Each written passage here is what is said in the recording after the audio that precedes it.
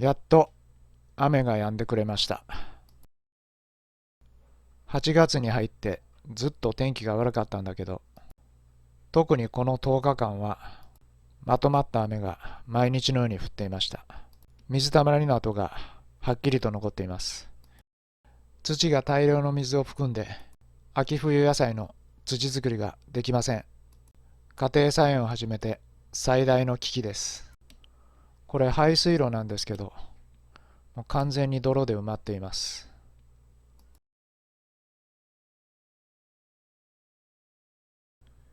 うわ、すごい水分。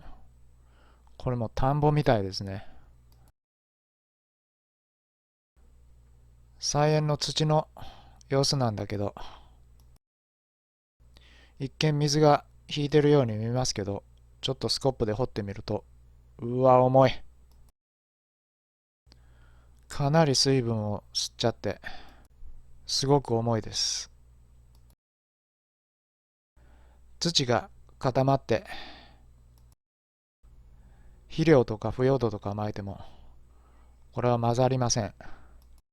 毎年8月1週目の週末に、この手前から人参と大根の畝を作っていくんだけど、8月はずっとこんな状態なので、土作りがまだできていません。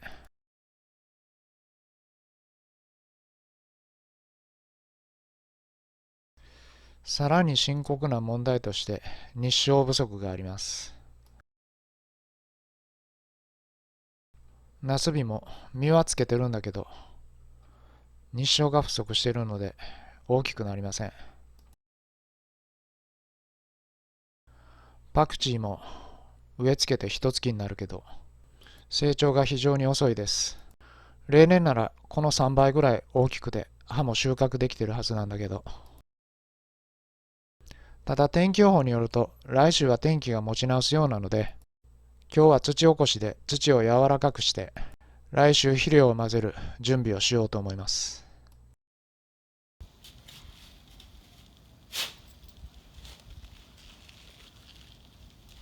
うわー、土が重い。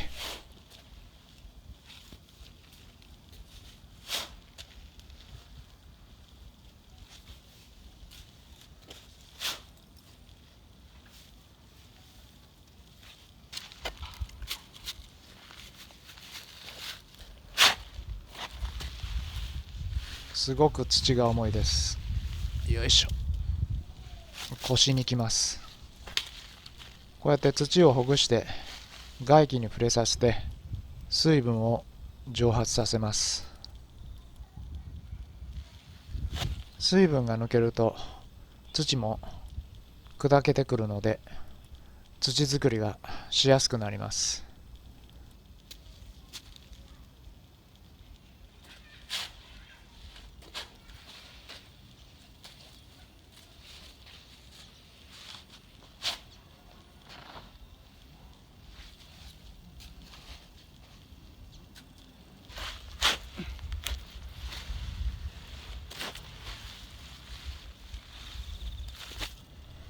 うわ、すごい水分含んでる。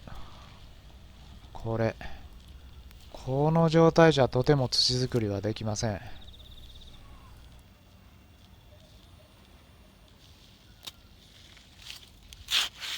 ほら、もうゆるゆるですね。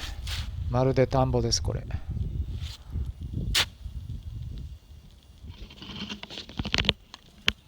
ちょっと足元見てみると、こんなにぬかるんで、そして水も湧き出てきてます。家庭菜園始めて10年になるけど、ここまで水を含んだ土は初めてです。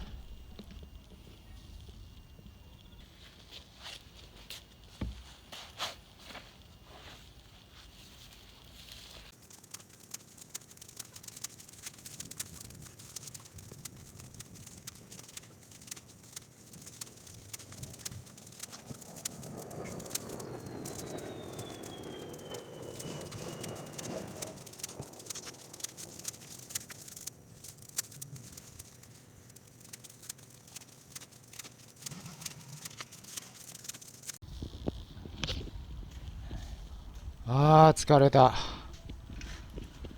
いつもの3倍は疲れました。水を大量に含んでるので土がすごく重たかったです。この状態で1週間ほっといて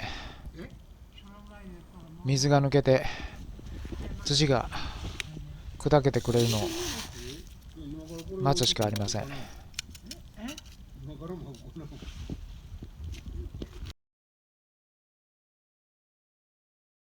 こっち側に行くほど水はけはちょっと悪くなります。こうやって溜まった水が湧いてきてます。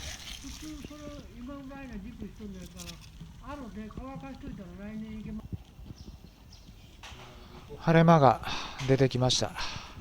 久しぶりの日光です。この天気が来週いっぱい続いてくれることを祈ります。本当に今年の夏は異常だ。